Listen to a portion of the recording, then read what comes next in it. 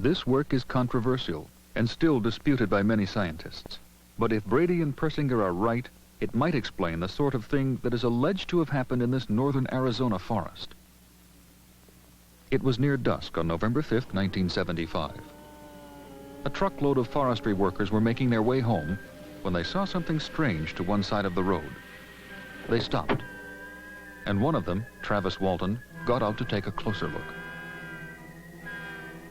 As he got nearer, something happened that made his companions panic.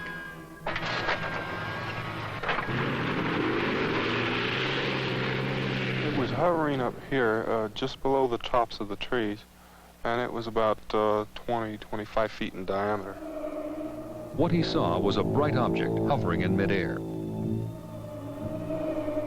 When I got up about here, I crouched down behind a log, and I could hear a sound coming from it. It was kind of a very strange mechanical sound.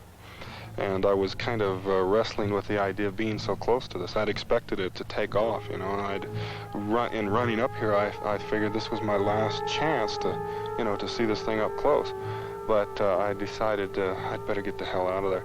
And as I raised up and turned to go, I felt this numbing shock and blacked out. The guys in the truck said they saw this brilliant beam come out of the bottom of the craft and hit me in the head and the chest and knocked me flying through the air. When his companions returned to the scene, they found no sign of Travis. He maintains that he blacked out and came to inside a strange room. I didn't regain consciousness very quickly. I was very groggy and in a lot of pain. But when I could finally focus my eyes, I saw these creatures standing over me, which just flipped me out immediately. I was pretty hysterical. I was screaming all kinds of things at them, and they started towards me. And I grabbed a thing off of the table there and lashed out at them, and they stopped. They just kind of put their hands out like that at me, and then they just turned around and left the room. And I was afraid they'd come back, so I was going to try to find a way out of there. I guess I kind of assumed I was still, you know, or that the craft was still here in the woods. But I went looking for a way out.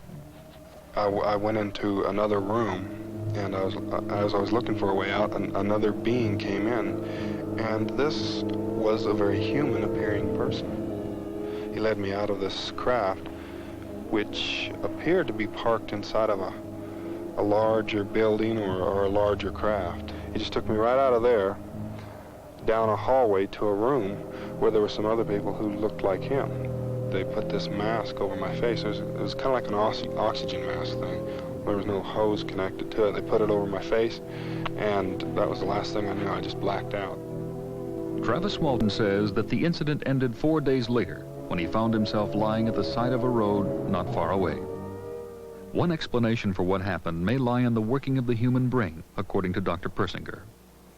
Now, the area we're interested in is right through here, right below this particular fissure. And this is called the temporal lobe. And to appreciate the structures we're really interested in, we'd have to cut the brain this way, transversely or coronally. Now, this particular part of the brain is one of the most electrically unstable regions throughout the entire area. If one stimulates this region right here, which is the hippocampal region, and including the amygdaloid area, one can get all types of experiences, such as the release of dream-like experiences into the waking state, a modification of memory, even partial amnesia, and a confabulation, that is, the filling in of that amnesia or that blank space with fantasy. And that fantasy is a function of what the person believes or has been taught or has experienced.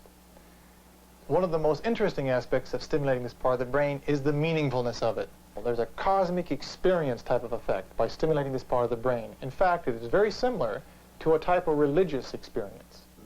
Dr. Persinger feels that what happened at Fatima in Portugal in the early years of this century can be explained in this way.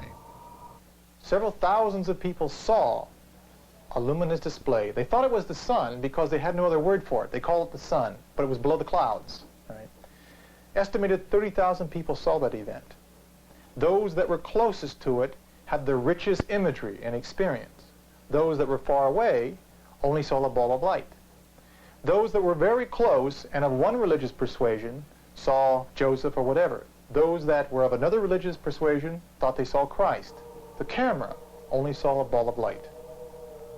Persinger believes that a similar luminous display had an effect on Travis Walton. The Travis Walton case supports the model extraordinarily well. He is basically a almost 6-foot conductor, semiconductor that walked very close to the tremendous luminous display, tremendous potential there. The discharge occurred between him and the part of his body that was closest to the ball, which was his head and his chest.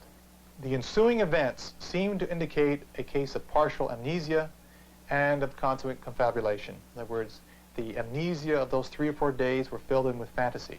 But the point is, since the part of the brain that is involved with memory and experience was modified by this severe shock, he would not necessarily be lying. He may actually believe that that's what happened to him.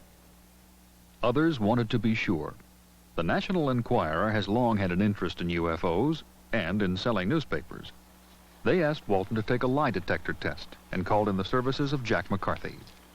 I received a call at my home asking me to come to the Sheraton Hotel in Scottsdale and not to tell anybody where I was going, period. Well, naturally, I told my wife and picked up my portable equipment and left for the hotel. A lie detector is used to reveal whether a person is telling the truth by measuring pulse rate, respiration, and blood pressure.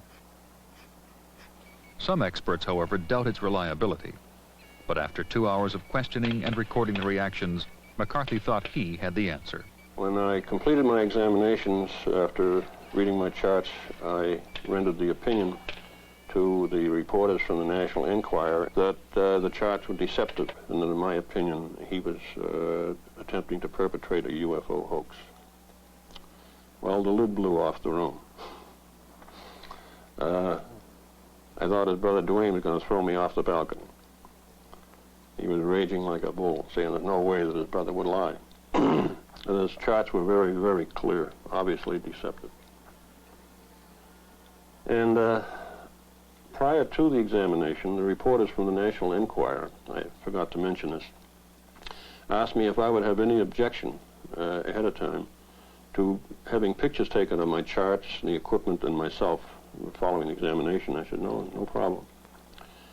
Well, after I rendered my opinion, the pictures were completely forgotten. They had no more interest in pictures. But what they did do, they went into an adjoining room and drew up a little form for me to sign, asked me to sign it, to the effect that I wouldn't reveal where I had been that day, that I would say nothing about this examination, and so forth and so on. Travis Walton argues that he failed the test because he was excessively nervous as a result of his recent close encounter with aliens. Despite his claim of being overly nervous, his reactions on the chart are in itself a disclaimer to that contention. He was not overly nervous. His reactions were normal. They were very deceptive. And in my opinion, he was lying and did not take any UFO trip.